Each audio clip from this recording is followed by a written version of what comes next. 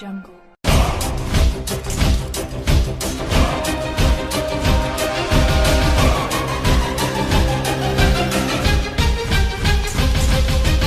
खबरों का सिलसिला आगे बढ़ाते हुए खबर शामिल करते हैं। गुजरात बड़ीला शरीफ नुमाइंदा खबर की दुनिया गुलाम मुर्तजा पोर के मुताबिक गुजरात पुलिस की जवारियों के खिलाफ बड़ी कार्रवाई। वाल्डन SHO थाना सदर जलालपुर जट्टा मोहम्मद अल्ताफ गोहर रोकाना पुलिस थाना सदर जलालपुर जट्टा की जवारियों के खिलाफ बड़ी कार्रवाई। 9 जवारिये रंगे हाथों गिरफ्तार कर लिए। पर लगी रकम 25,200 ताश पत्ते कब्जे में ले लिए।